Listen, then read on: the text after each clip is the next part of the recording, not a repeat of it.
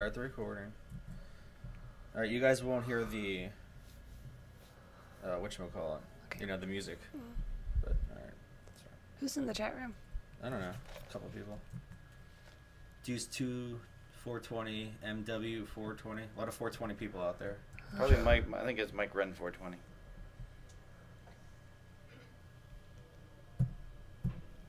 Are you in the chat room? There's people in the hotel room, in the chat room. I don't chat. Okay, just everyone lean in and we're all good. Yeah. Okay, 1, 2.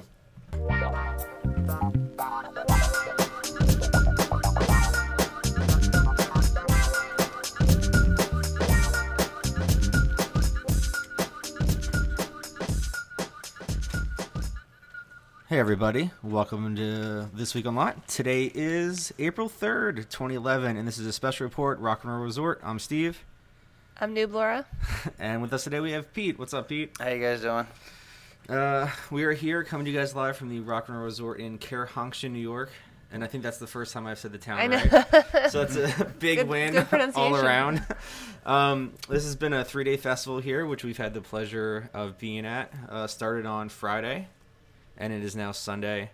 And there's been jam-packed bands going since pretty much like noon on Friday. Mm-hmm.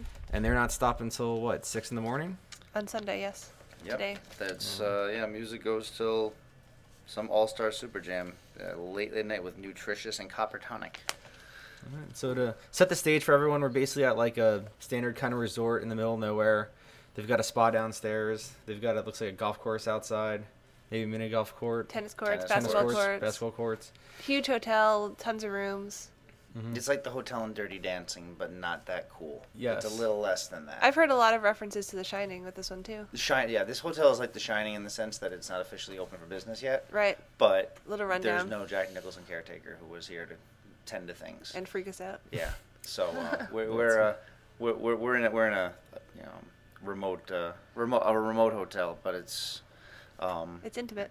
yeah, Yes. it's intimate and it's out of the way like most festivals are. And so if you can picture it, there's a couple hundred hippies stuffed in here. How many do you think are here? What did we guesstimate? Like, Total with everyone? Yeah. 1,600, 2,000? that doesn't even feel like Less? that much. That's a huge. That's 1,000? 800? I'd say around 1,000. Around 1,000? Around 1,000. Okay. That sounds right. So all stuffed in here. That's including vendors and artists that have stuck around, and crew, people working the boards and what have you. Mm-hmm. And all here on the resort, not really leaving the building and just watching music for, say, 20 out of 24 hours a day. Mm-hmm. Or at least knowing that there's music happening and maybe sitting in the hotel room, Right. but knowing music is happening downstairs. Well, that was the plan. There's basically 4 rooms. There's like the big theater room, which is like an auditorium. Next to that, there was like a bar that had like a lounge Another kind of stage. thing going on. There was the smaller conference room that Yep. was next If to you've the... ever been to a work conference, you know, Right. where you have a meeting. Stadium seating, like semicircle, with the stage out front. It's it provides you have plenty of room to spread out and sit down and Have a Yeah. conference. That's right. you can have a conference in the middle of a show. And then on the other side of the building, there's a smaller room that's sort of like a tiny little half ballroom, if that, just like Right. a tiny you little have like room. a PowerPoint presentation in it. Yeah, kind of if you can thing. picture Yeah. that. So that's where there's another stage, and then beyond the ping pong table after that, there you walk down some stairs into an even smaller PowerPoint presentation room, where there were DJ sets spinning the entire time from And you know, very short PowerPoints on marketing. yeah. It was like 4 In slides between. long. Where there are DJs spinning. So there's rooms spread out. There's lots of options for you, but it went wrong in a few places. Yes. Let's start with Friday. We all got here Friday, and there's lots of music going on. What do we say? Like, there was almost at all times, it seemed like on Friday, every room had something going on it. Mm-hmm. Yeah, there was New Riders of the Purple Sage. Always has a good audience.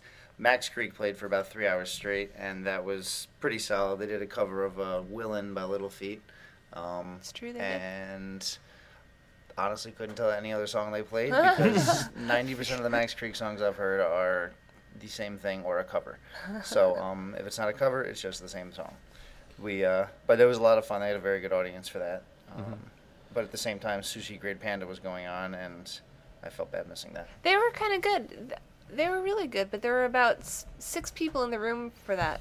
Right. So that's kind of what the problem that we ran into a lot is that there's 4 options where to see music. Lots of great bands, lots of great, I would say, local bands. Smaller bands that you may never heard of before and you want to go check out. But you'd walk into a room and there's 5 other people watching the band with you. Right. And that was kind of the rub on Friday because it was like during the Max Creek set, there was maybe 25, 30, 35 people in there, but the place could have held, 200, 300, right? Like it was a pretty big space. Yeah. Going down to Sister Great Panda, there was only a few people down there. And the DJ room, like 1 person. If that. And then I don't even think we hit the lounge, that other lounge next to the auditorium at all that first night. Did you go up in there, Pete? Which lounge is that? Like there was that Empire room right next to. Oh, the cigar bar. The cigar bar. Yeah, next to the cigar bar. I had to avoid the smoke, but yeah, it was there was I don't even know what the heck was going on there. Yeah, we just kind of lost that. So that was our first thing. First notice on Friday was that there was a lot going on and almost too much going on, and not enough people to fill it up. That were there. We did forget to note in the lobby area there was they had the shakedown set up, so there was a lot of vendors there. Yeah, it's weird walking into a lobby and seeing about, I think I counted a total of 10 separate vendors with easy ups of some sort, plus the merch table. A guy selling soap and fractal pictures and DVDs of fractals. Yeah, right. Oh, no. He had like an iMac running with DVDs of fractals, to $10 for a DVD. There you go. I guess. Or you can just put your visualizer on your iTunes right. and get the same or you effect. Could do that. Apparently, 1997 called. They need their fractals. Their fractals back. I think he was selling pagers too with those. There was Heady Crystals. Lots of Heady crystals. The headiest of crystals. Seriously, I found 5 in my bag and I didn't even pay for them. They're this is a crystal friendly festival. Very very crystal friendly, glass pipe friendly, blown glass things. There's 2 guys set up outside in the courtyard blowing glass pretty much. It seemed like 24/7 the whole time we were here. Unfortunately, their tent this morning kind of blew over in the wind, but it seems like they made it through the last 2 nights unscathed. Gale force winds and glass blowing don't go together. But we talked to a few of the vendors, and they all seem pretty happy to be here, so that's a good sign. Sales were pretty, I guess, not the best of the summer, but they were happy with what they are, and they would be glad to come back again in the future. Right. One of the vendors, Last Fair Deal Glass Co-op, she mentioned that she really had nothing better going on this weekend. There aren't any other festivals happening, so she may as well come out here and set up and see what she can sell and get the name out there. And this is sort of might kick off the festival season for them. But it's true, I don't know that there's a whole lot of other festivals happening anywhere around here. Right. And that seemed kind of like the appeal was get away. It's not festival season yet, but get out and... It's like a warm-up. Right. Yeah, stretch your vendor legs. For the small fee that the vendors are going to pay for this, it's worth it to bring their stuff in. They don't have to camp, deal with the elements or anything. They get everything they need for a nice flat rate. Right. Let's talk about the elements. Hotel-wise, what's our hotel review of this place, guys? When I first got in here, I was a little put off by how run down it was, and I wasn't really looking forward to spending a weekend here. It's not, again, if you can picture the Shining Hotel and the fact that Jack Nicholson hadn't come in to fix it up yet, it's a really run-down hotel that probably saw its better days, and I was really kind of angry about that. Not angry, but irritated by that. But then last night I realized that they're not going to put 800 hippies in a really nice hotel because we're just going to ruin it. So maybe it's better off that they put us here. Yes. Yeah, that is good. Yeah, this is an ideal location for a festival to take place in a hotel. This isn't going to happen in New York City.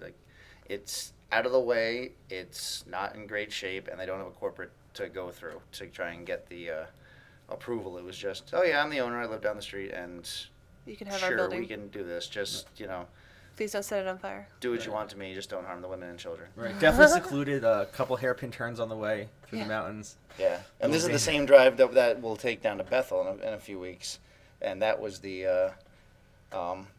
This just adds to it even more. The trip, because this is the same road that people took to get to Woodstock, and it was bumper to bumper for so long. So it's going to take a while to get down there. So but it's been pretty solid all around though. I mean, the hotel's a hotel. It's right. Yeah, not a whole lot of hassle did for the anyone here at the staff. spa? No. We did yoga. They offered free yoga every day, and that was interesting. I watched girls do free yoga. It was very good.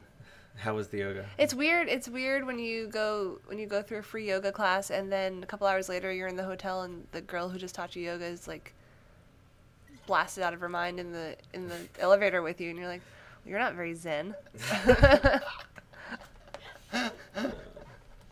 Let's see what else. There was a couple other activities they had. I don't think we wanted to do the mini golf. We missed that. I think we overslept half that There's one. doubles tournament, tennis, and basketball and things like that. What else did you want to touch on here? So some of the things that are missing from this festival that you might expect from an outdoor festival. Headliners? The headliners, yep. The headliners were Max Creek, Deep Banana Blackout, and Lettuce. Are those the headliners? I guess. And Is that- chapter in our 2. opinion, at least. Yeah. Who? Yeah. And chapter 2 with Krasno. It's open. They're right before Lettuce tonight. And they're tonight. Yeah. It's a varying combination of Soul Live and related acts. But yeah, all the music is good, but it's just missing that one extra touch of class to add on Or something. Big Right. name. And I think we talked about maybe it was Friday, Saturday, Sunday. I know we're leaving today. It seems like a lot of people are going to be leaving on Sunday. And there's a lot of music we're going to miss tonight. Yep. But we just can't stay until Monday morning.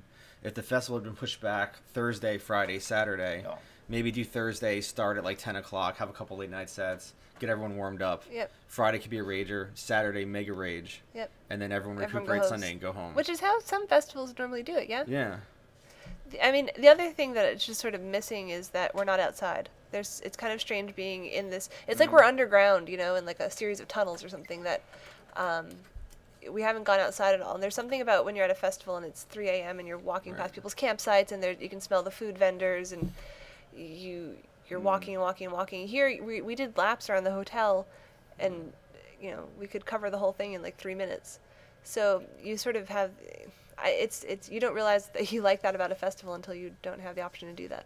Right, and we had likened this to a jam cruise before. I know me and Pete both had. Yeah. And the one difference is, it's the same kind of feel as, you're in your room, but you're seeing all these bands in an enclosed space. But with there, you had the sunshine over you. You wanted to be out of your room. Yeah, if it was Just one the o'clock. activities and floors, the light and and the breeze lounges. and the ocean and all Right, that stuff. right. And Like now that the- it's April in New York, and like we're kind of not seeing, it's cold out, we're not outside, Yeah. and you don't have that freedom of just like opening your door and hearing music come flowing in. It's nice for like those one in the afternoon sets to go grab your iced coffee and sit out in the back of the field and just listen to a band play. And here, you're sitting in a dark room with water, if anything, to drink because they don't let you bring drinks around and. Well, that's only if you have a laminate. I think if That's you true. have a laminate, you can So walk there's the around. other thing. I would say 80% of the people here have laminates. And then for those of us that don't, we can't do anything. But, everybody has a laminate, Right. whether it's staff or artist or vendor or Media. Shannon's friend or something like that. But everyone's got a laminate. It's just a weird scene with that. It definitely seemed like it was 80% laminates, 10% 10% people that Gen actually pop. came here. Gen pop. Gen pop. Yeah. Instead of it being like 90% Gen pop and 10% Laminate. non. So that had a weird vibe. But you thought you were so special, I bet, when you got your laminate. And all of a sudden you Oh, turned around and yeah, everyone yeah, else had know. one. And you're like, Right. ah. Don't you feel special? You didn't have the laminate. So I don't know. How much was this? How much were tickets to this? Well, this was a different. We had a. No, marketing like department. for the general the general person. cheapest rate that you could get for the whole weekend hotel and pass was $400, but that was just you're a single and you're in a room with other singles. But if you go in a room with friends, it can go up a little bit more. If you wanted the suite, it's like $2,000 for the weekend.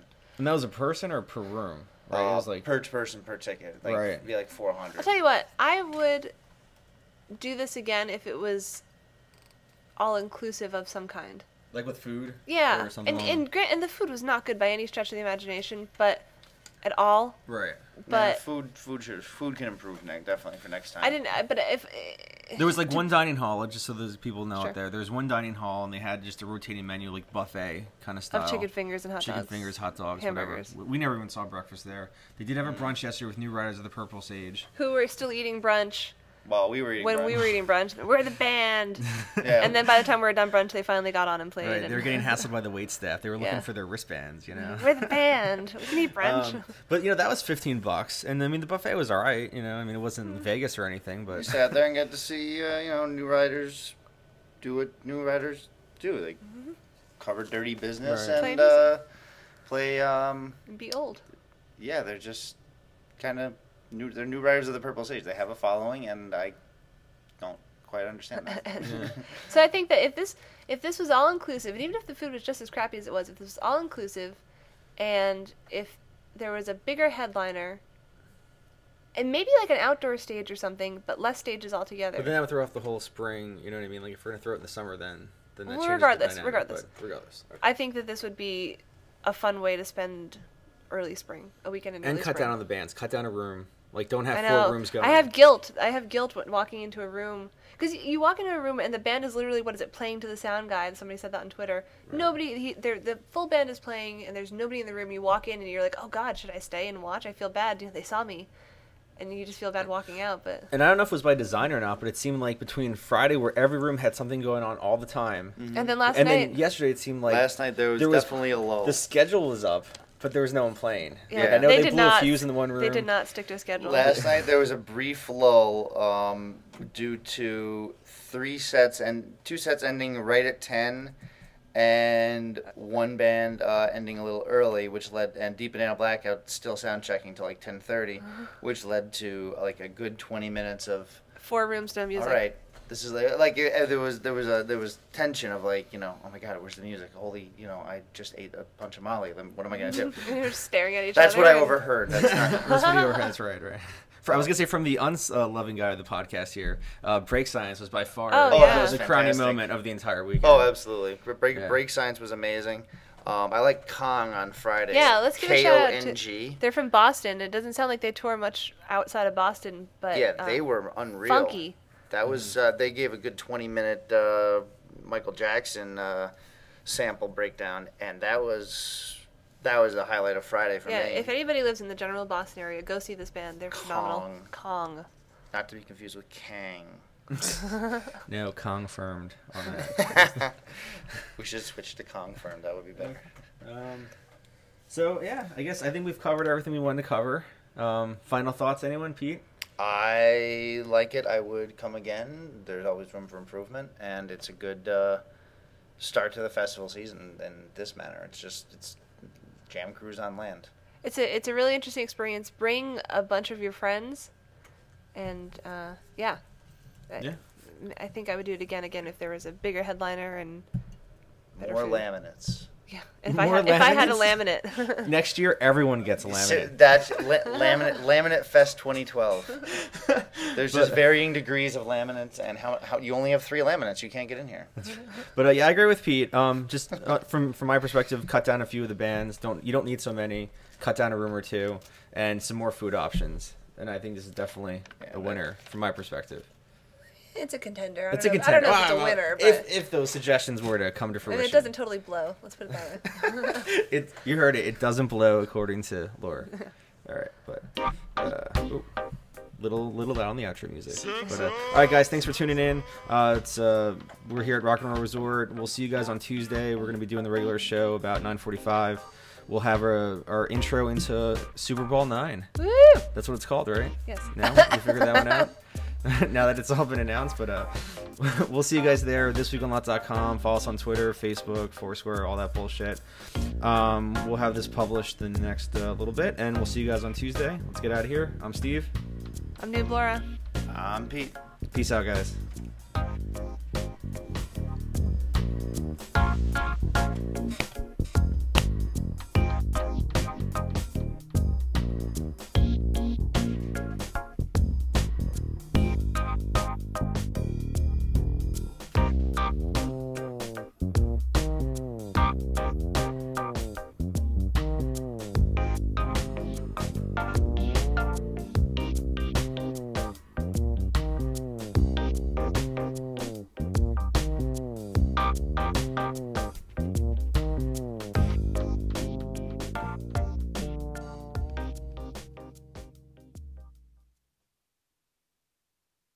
Hey, you can't come in. No, That's gotta go where over they should be checking it. Instead of checking it like for the entrances of the rooms, they should just not let you come in unless you have they shouldn't let you come. There's probably too many entrances though. Like, that's the primary entrance. Well, God, we're in the middle of around the building. I'm sure you could get in. Yeah, you can get in behind where the DJ and Boojak were. There's a door there. You could park your car back there and stroll in. Bye, guys.